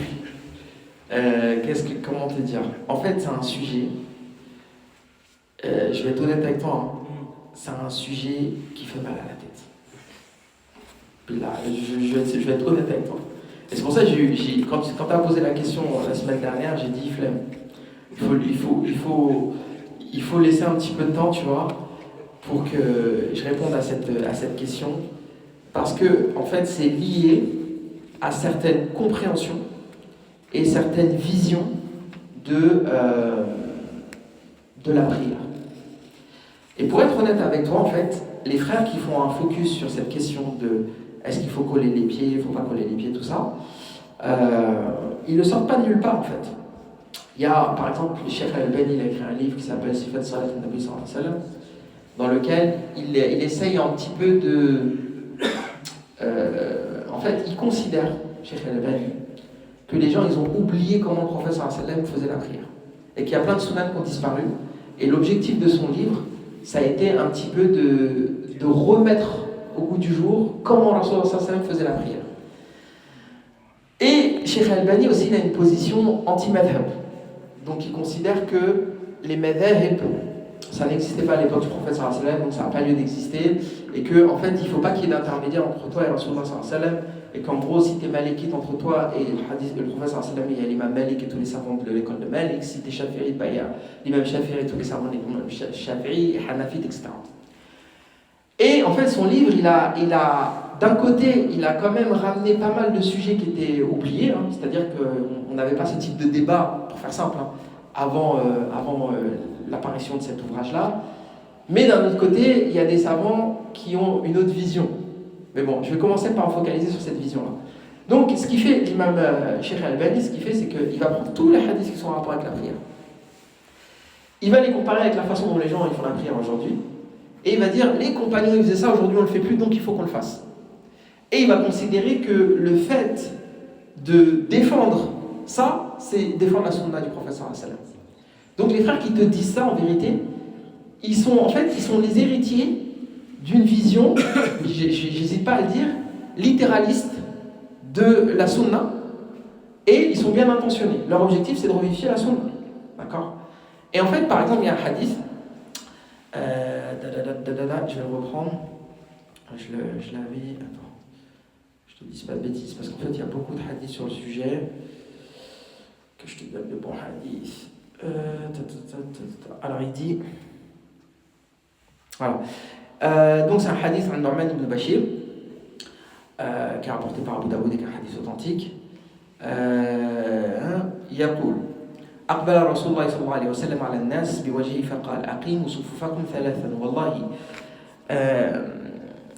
لتقيمن صفوفكم أو ليخالفن الله بين قلوبكم قال فرأيت الرجل يلزق منكبه بمنكب صاحبه وركبته بركبة صاحبه وكعبه بكعبه.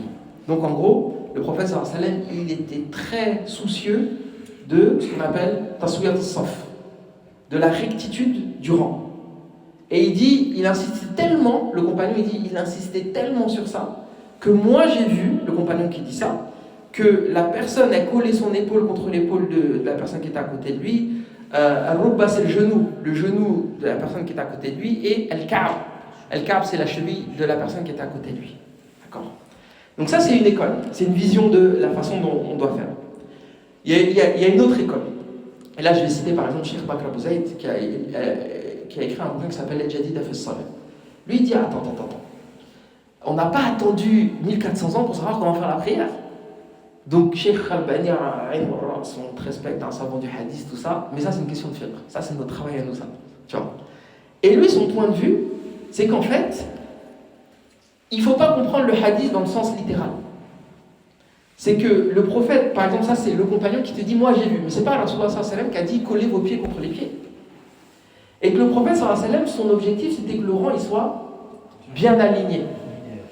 Et la preuve l'argument que Bakr Abu Zayd va utiliser, il dit par exemple dans un hadith, il te dit al-unuq bil-unuq. Par exemple, est-ce que le cou, il est possible de coller le cou? Pas possible, tu vois. Même le genou. Il y a des frères, ils ont les jambes arquées, d'autres, ils n'ont pas les jambes arquées. Tu sens pas le genou de ton partenaire quand tu fais la prière avec lui. La cheville. Enfin, pour faire simple. Excusez-moi. Un pied, c'est comme ça, un pied. Ça. T'as pas les pieds carrés, ça? C'est un problème. On n'a pas les pieds carrés. C'est pas un rectangle ton pied. Donc, si on a les pieds comme ça, donc en biais, en forme de pyramide, tu vois, si tu colles les chevilles, bah forcément tu vas avoir les pieds comme ça. Si on colle tous les chevilles les uns contre les autres, on n'a plus les doigts de pied en direction de la Kaaba, ça. Donc l'imam, des gens comme Bakr Abu Zayd et beaucoup d'autres savants te disent en fait, le sens du hadith c'est l'alignement. C'est pas le fait qu'on soit collé physiquement. C'est une forme d'exagération. Et ils te disent qu'en fait ça va, le fait de se soucier de savoir où sont tes pieds pendant toute la prière, ça te sort de la finalité de la prière. Qui est quoi? Khushu'. C'est-à-dire le recueillement, concentration. Et en fait, si tu passes ton temps à te poser la question, il est où ton pied? Bah, tu vas sortir de cette réflexion. Tu vois? Et il y a d'autres arguments, mais par exemple, il y a un autre argument, il te dit, par exemple, quand on fait le soujoud, est-ce que nos pieds ils sont collés les uns? Ils ne sont pas collés les uns à les autres. Tu vois? Donc, la question, c'est toujours de savoir comment, sous quel angle on aborde, quelle vision on a du hadith. Il y a un argument aussi que j'ai trouvé très intéressant, un hadith, d'ailleurs Bakr Abu Zayd, qui, comme je te dis, qui est un peu fâché avec cette vision des choses. Je vais essayer de le retrouver. Il dit, un hadith que je trouve intéressant. Il dit, Qala Rasulullah sallallahu alayhi wa sallam, khiyarukum alyanukum manakib fi salat. Les meilleurs d'entre vous sont les gens qui, il dit alyanukum manakib. Ça veut dire quoi? Ça veut dire les gens dont les épaules sont les plus douces. Ça veut dire quoi l'épaule elle est douce? Ça veut pas dire si tu touches la peau c'est doux. Tu vois, non mais c'est hyper important parce qu'en fait, en gros, si tu prends ce hadith dans le sens littéral, tu vas prendre ce hadith aussi dans le sens littéral. Ça veut dire que ton épaule elle doit être douce? Non, les mots ils ont un sens, ça. Donc ça veut dire en fait donc, les gens qui sont les plus conciliants. Ça veut dire par exemple, tu sais, des fois tu vas rentrer dans le rang. Il y a un petit espace. Wallah frère, si tu fais un petit effort, je peux me glisser. Il y a des frères, c'est des Robocop. Tu passes pas, frère. Il est là, Non, il y a des frères, ils voient que tu essaies de rentrer. Vas-y, viens, je te fais une place, frère. Et donc le prophète sallallahu alayhi wa sallam, il dit Aliyanukum manakib fil salat. Donc les gens, il y en a qui sont les plus doux pendant la prière. D'accord. Allez, vas-y, admettons, on prend l'avis de Cheikh Al-Bani. D'accord. Tu peux, moi j'ai la tolérance que tu choisisses un avis que je considère comme étant marjour. Pour moi, c'est pas la bonne compréhension. Mais à partir du moment où il y a divergence, on en a parlé un petit peu, on a parlé de la différence entre khilaf tadad ou khilaf tanawwu'. Donc les divergences qui sont des divergences frontales, qui sont des oppositions irréconciliables, comme par exemple la divergence qu'on va avoir avec les chiites, par exemple. Sur le statut des compagnons.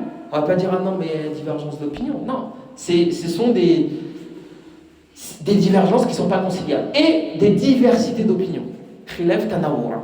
D'accord? Et comme je disais, en islam, on a différentes écoles, on a différents avis, et il faut qu'on soit tolérant. Donc moi je dis, tu as le droit de prendre l'avis de Cheikh Al-Albani, qui considère que c'est cheville contre cheville, même si moi, de mon point de vue, physiologiquement parlant, c'est impossible que tu fasses la prière en canard comme ça, les épaules collées et tout. À un moment donné, tu n'es plus dans le khushu', tu es plus dans, je sais pas, tu as l'impression que tu es...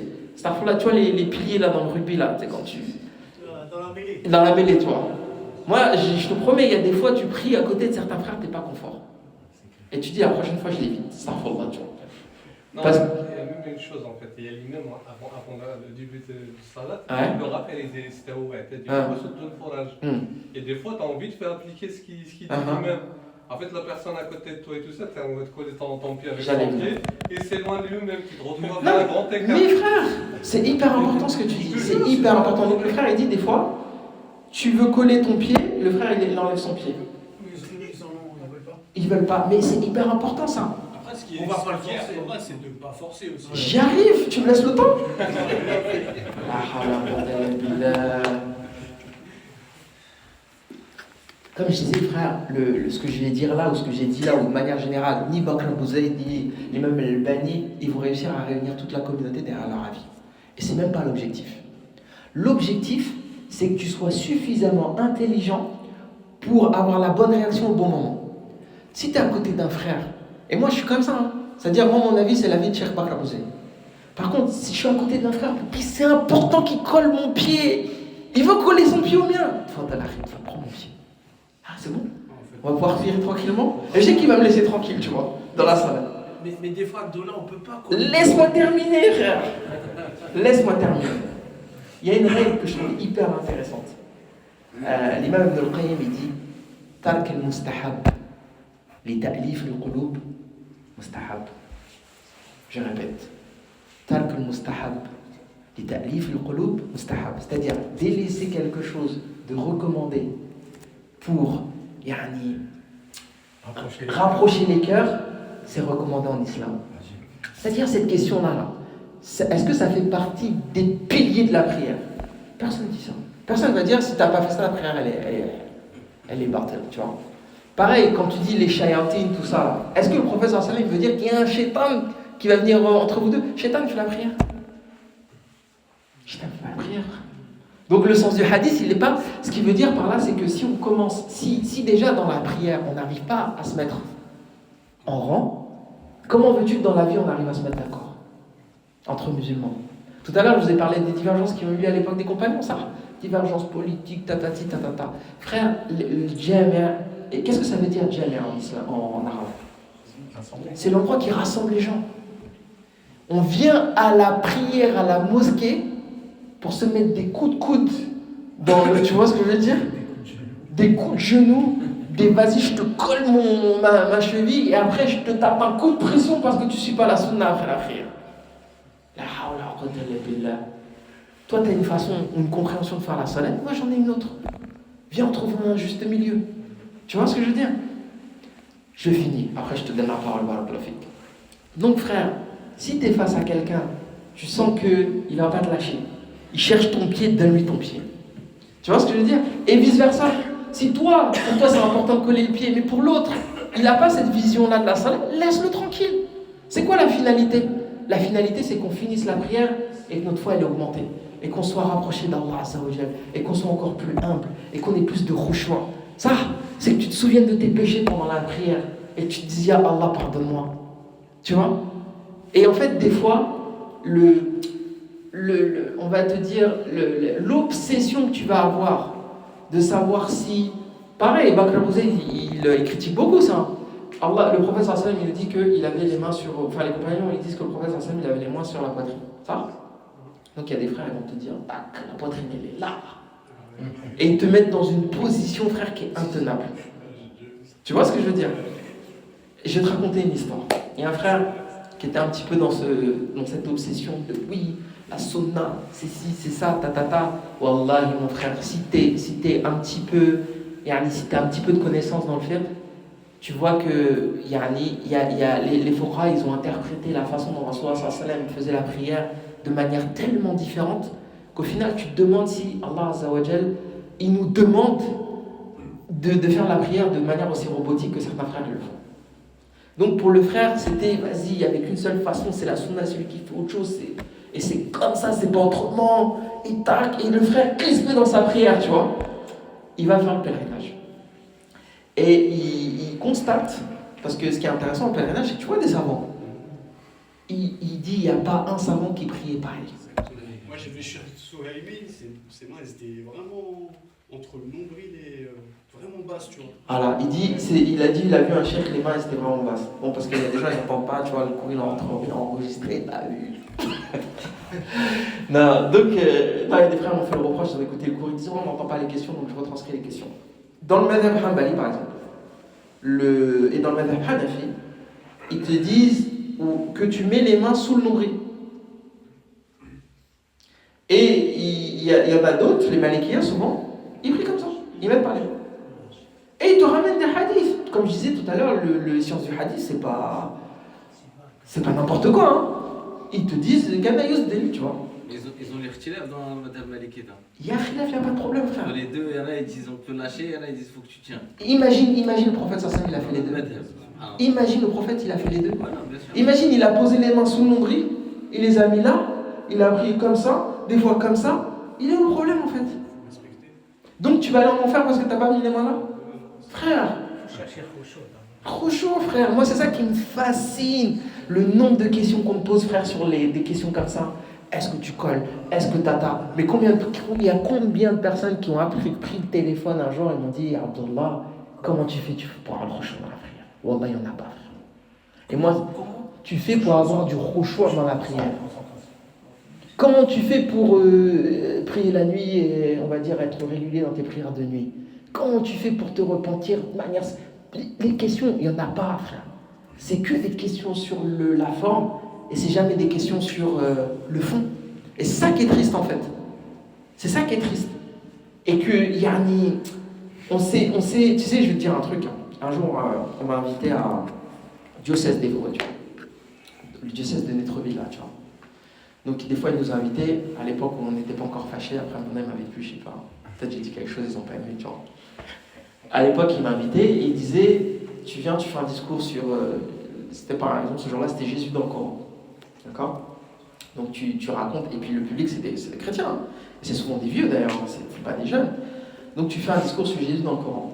Et ce jour-là, je me souviens que je leur avais raconté des choses qu'ils n'avaient jamais entendues. Par exemple, je leur disais le concept de khushu', le concept de qiyam al-layl. Et ça les a fascinés. Parce que pour eux, les musulmans, c'est des gens énervés qui passent leur temps à dire Allahu Akbar. Tu vois? Une fois, pareil, à Netreville, on a fait comment on appelle ça? Une conférence. C'était sur la laïcité, tu vois. Et ils s'attendaient à ce que, tu vois, fasse un débat, machin. Ça s'appelait débat sur la laïcité.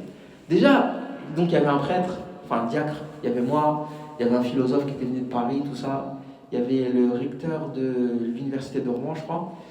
Et puis il y avait une dame de la CAF, je vois pas le rapport, mais bon bref.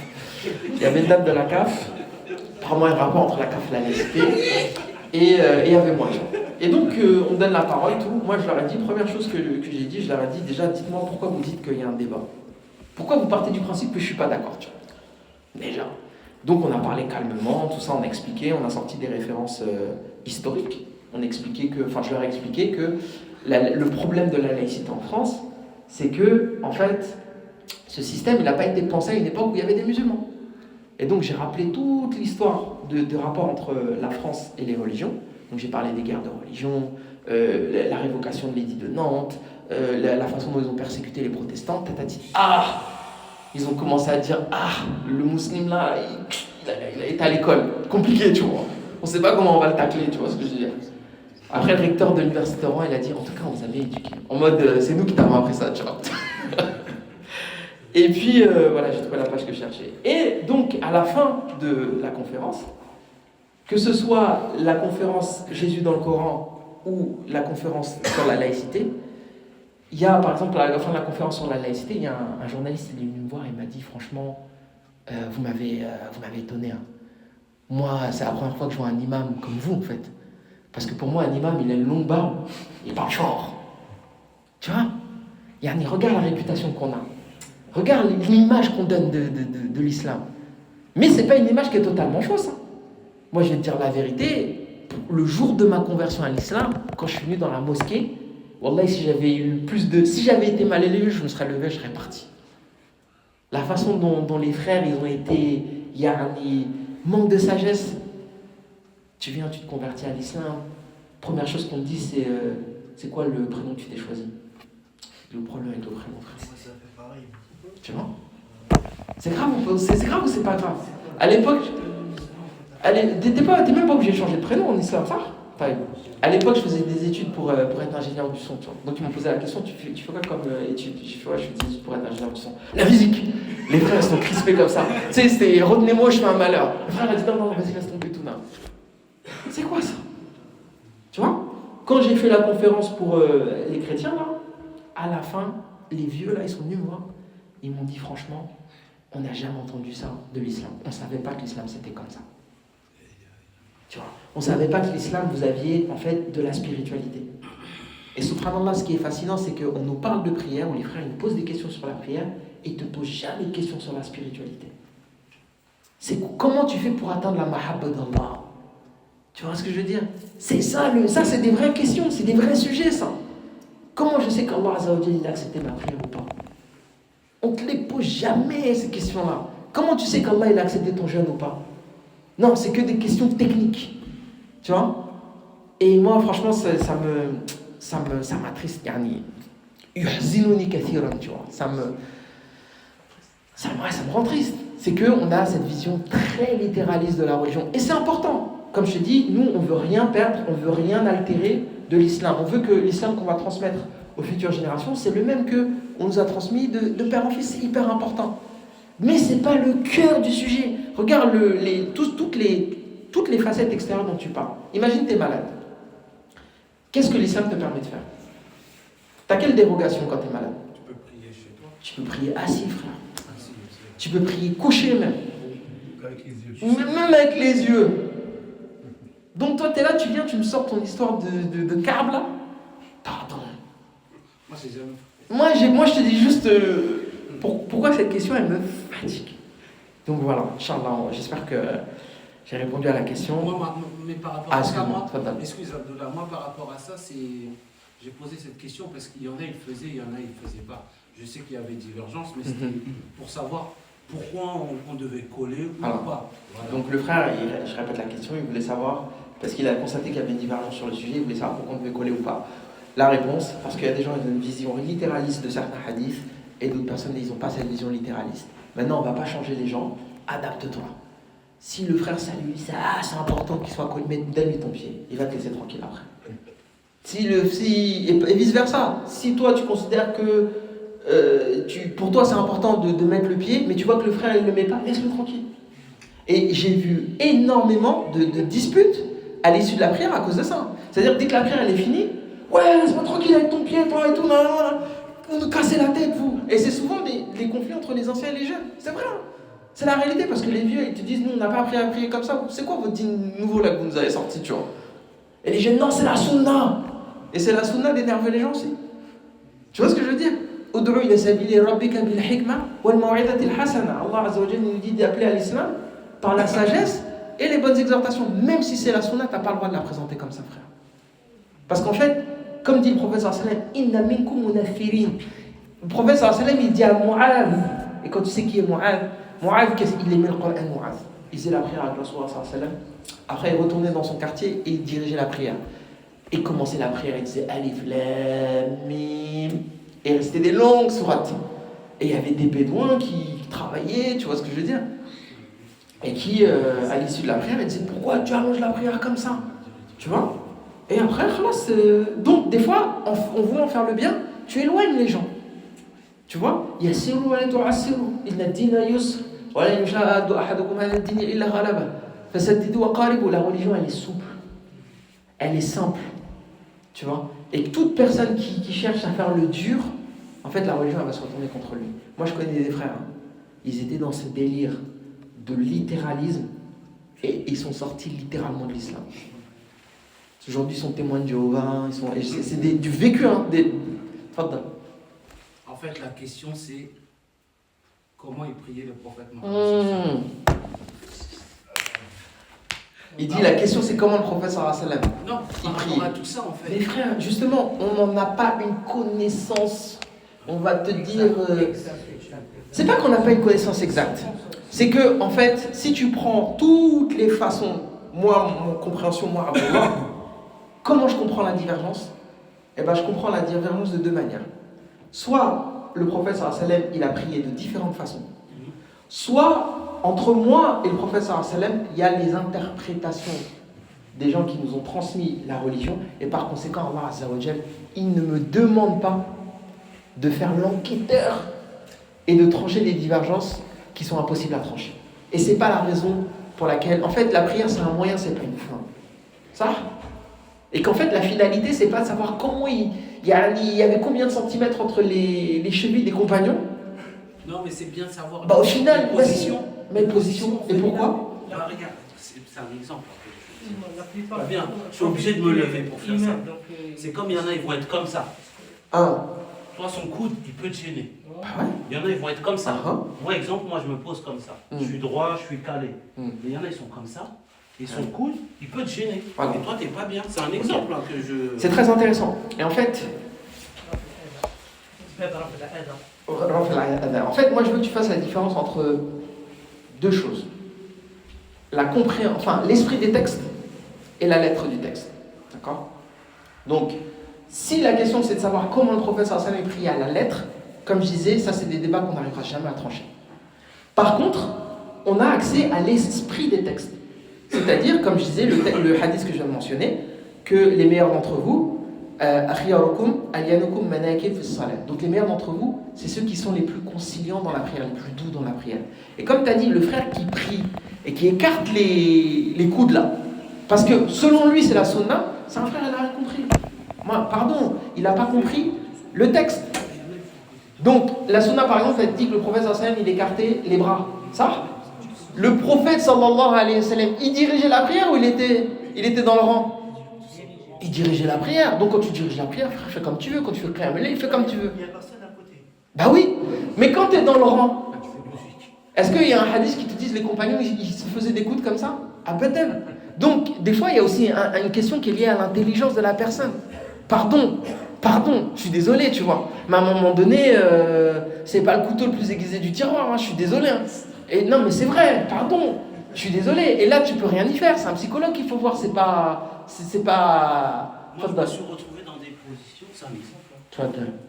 Où on prie avec des frères, mais j'ai pas la place. Ouais. Et je me retrouve. Ouais, je suis d'accord. Ça a compris, ça arrive. Je suis d'accord. Parce que l'autre, il est. Non, mais après, comme je te dis, c'est à nous, imams ou enseignants ou les gens qui font des cours, d'éduquer les gens et de leur dire que le muhim, c'est le khushu', qu'on doit faciliter aux gens qui sont autour de nous, que les histoires des pieds et des coudes, c'est pas grave. Et que comme dit l'Ibn al-Qayyim, si tu dois délaisser une œuvre recommandée, surérogatoire, pour rapprocher les cœurs, la priorité c'est de rapprocher les cœurs.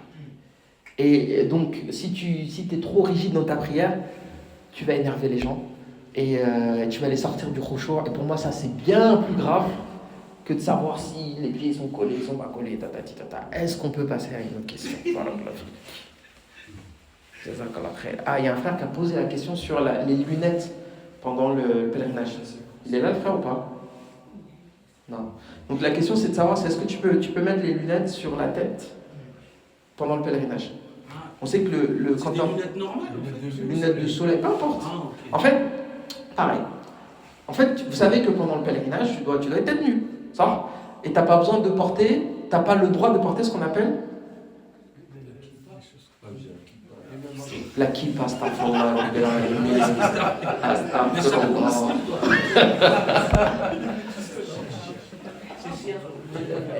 C'est quoi le mahdourat al-ihram? Ma hiya mahdourat al-ihram? Ça veut dire quoi mahdourat? Tu n'as pas porté des habits cousus. Voilà, barakallahu fik. C'est la mauvaise réponse que j'attendais. En fait, c'est très intéressant parce qu'en fait, littéralement, mahid en arabe, on peut penser que ça vient d'al-khayt. Ça? Que le mahid, ça vient d'al-khayt. Et c'est vrai, linguistiquement parlant, al-mahid, donc quand tu vas étudier les rites du pèlerinage, tu vas voir qu'il est interdit de porter al-makhit. Et littéralement, ça veut dire ce qui vient de ce qui est cousu. D'accord? Et donc, les gens ils vont considérer que tout ce qui a une couture, par exemple, t'as pas le droit de le porter. Par exemple, des sandales, tu vas trouver des coutures dessus. Donc, il y a des frères, ils vont chercher des sandales sans couture. C'est vrai! Là, pareil, littéralisme. En fait, makhit, ça veut dire ce qui est des vêtements ajustés. Ça veut dire, par exemple, qu'il y a des manches. Ajustés pour être portés, tu vois. Mufassal, tu vois. Ça ne veut pas forcément dire qu'il y a un khayt ou il n'y a pas de khayt. Tu vois. Elle est là, la confusion. Donc, al-makhit, c'est tout ce qui est ajusté à une partie du corps. Donc, par exemple, un bonnet, une casquette, une chemise, un pantalon, c'est ça qui est interdit. Et tu dois utiliser des vêtements amples. Par exemple, à l'époque, on a parlé de l'Empire romain, ils utilisaient des draps comme ça, des toges, on appelait ça. Donc, tu as le droit de porter des étoffes.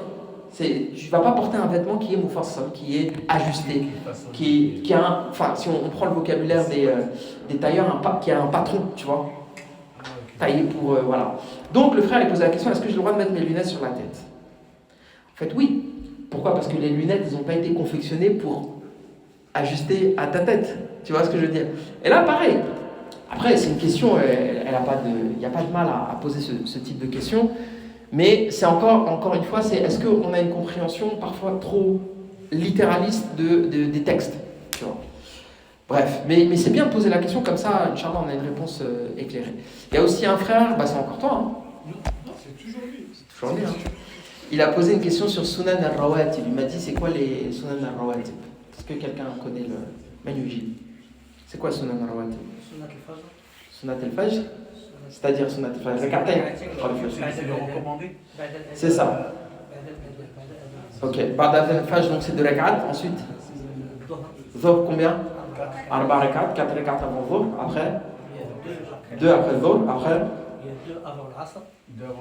2 avant l'Asr, ok. 2 après le Maghreb. 2 après le Maghreb. Ok. Et l'Isha. J'ai un doute sur l'Asr. Moi, je pense que c'est 4 avant Dhuhr et 4 après Dhuhr et après 2 après le Maghreb, ça? En fait, c'est 12 rak'at. Si tu les pries, Allah yabni laka baytan fil jannah. Allah Azza wa Jalla, il te construit une maison au paradis. Attends, je vais retrouver le hadith. Je l'ai épinglé quelque part. Pour moi, il n'y a pas de 2 avant l'Asr. Il dit, tac, tac, tac.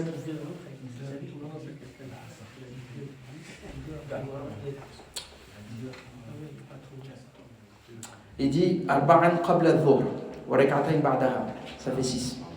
Wa rak'atayn ba'da al-maghrib, ça fait 8.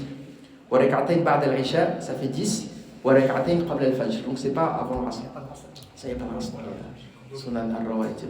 Donc al-ratiba, c'est une chose qui se répète de manière routinière. Donc c'est des sunan qui est recommandé de prier tous les jours. Tac, tac, tac. Donc les questions. Faut que je laisse un petit peu de temps pour poser. Bah, c'est bon, on a répondu à toutes les questions. Est-ce qu'il y a des nouvelles questions aujourd'hui? Aïsso El. J'ai une question. Pendant que l'imam il récite, par exemple les salat Maghrib ou Isha, si l'imam il a récité Fatiha et la personne n'a pas fini de réciter Fatiha, il enchaîne une autre sourate. Est-ce que je peux terminer ma récitation pendant que l'imam enchaîne sa deuxième sourate? Donc le frère pose la question de savoir si, pendant que l'imam récite, par exemple, il fait la récitation de Fatiha, puis il commence à réciter une sourate, et il dit, moi, j'ai pas fini de réciter le Fatiha. Est-ce que je peux continuer à réciter le Fatiha pendant que l'imam il récite? En fait, cette question, elle est liée à la question de savoir si, est-ce que al-ma'moum, donc la personne qui prie derrière l'imam, elle doit réciter le Fatiha ou pas? Et ça, déjà, sujet à divergence.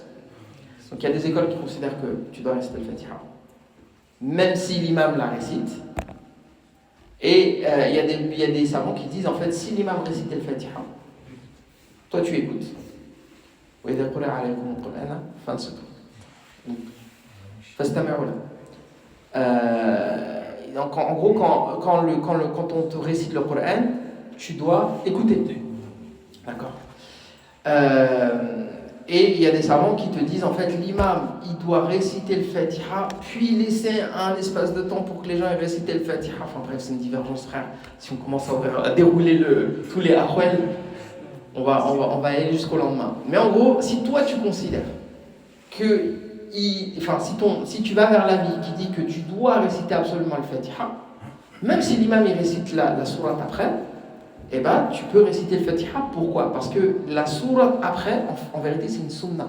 C'est pas quelque chose qui fait partie des wajibats de la prière, tu vois. C'est-à-dire, voilà. C'est-à-dire que si, admettons, l'imam il a oublié, il récitait le Fatiha, après il y a un quart. La prière, elle est valide. Tu vois. Donc, tu laisses l'imam réciter le Fatiha, il y en a qui la récitent en même temps, d'autres qui attendent que l'imam l'ait fini après réciter le Fatiha lui-même. Mais c'est vrai que moi, à titre personnel, si tu me demandes mon avis, tu vois, je pense que la finalité pareille de la prière, c'est le khushu'. Et c'est difficile d'avoir du khushu' si pendant que l'imam récite, toi aussi tu récites. Donc tu dois réciter le Fatiha, et puis pendant ce temps-là, l'imam récite une autre sourate. Frère, on est dans... Ouais, ça te déconcentre. Ça te déconcentre, tu vois. Donc après, comme je te dis, il y a différentes écoles, il y a différentes façons de voir les choses. Moi, je suis pas sectaire. L'imam le garant de la prière. On est d'accord. Enfin, c'est un avis. C'est un avis. Mais les gens qui te disent que tu dois réciter le Fatiha, parce que ça fait aussi partie des piliers, parce qu'ils interprètent le hadith d'une certaine manière. Hadith al-Musi, il a salati, tu vois. Le prophète sallallahu alayhi wa sallam, il a rectifié la façon dont une personne fait la prière. Et il lui a dit إذا صليت فكبر ثم اقرأ ما تيسر معك من القرآن, tu vois. Ou la salata, non, c'est pas ça le hadith. Donc c'est le hadith la salata illa bi fatihat al-kitab. Je me souviens plus du nom du hadith. Donc en gros, le prophète sallallahu alayhi wa sallam, dans certains hadiths, il a récité le Fatiha. Enfin, il a dit que tu peux pas, la prière n'est pas valide tant que tu récites pas la Fatiha. Donc certains ulama, ils s'en tiennent à ce hadith-là, pareil, de manière parfois littéraliste, il faut dire les choses, et ils te disent, et le littéralisme, c'est pas forcément quelque chose de négatif. Hein. Des fois, il y a des moments où il faut comprendre les choses de manière littéraliste. Allah Azza wa Jalla, il dit la tashrabul khamr, par exemple. Littéralement, ça veut dire tu bois pas de khamr. Il y en a, ils vont dire non, il faut pas être littéraliste. En fait, il veut te dire, faut pas être, tu vois, un verre ça va. Tu vois. Bref, il y a d'autres questions? Moi j'ai une question par ce qu'il a dit le frère. C'est par exemple, on arrive Salat al-Maghrib et l'imam il a déjà lu le Fatiha. Et là, il est dans la deuxième surah. Moi je rentre dans le rang. Je capare. Est-ce que je dis le Fatiha dans ma tête ou je suis l'imam? Pareil. Donc là, le frère il dit si j'arrive pendant la prière, l'imam il a déjà lu le Fatiha. Est-ce que je dois lire le Fatiha ou ça passe? Bah pareil, si toi tu considères que tu es obligé de lire le Fatiha, bah, tu vas la lire. Mais si toi tu considères que la priorité c'est la récitation de l'imam, le fait que l'imam il ait prié le Fatiha, en fait, tu as la dérogation. C'est comme le fait que toi quand tu arrives Raka, tu vois, est-ce qu'il manque quelque chose de ta prière? En fait, si tu as rattrapé le recours, tu as rattrapé la prière.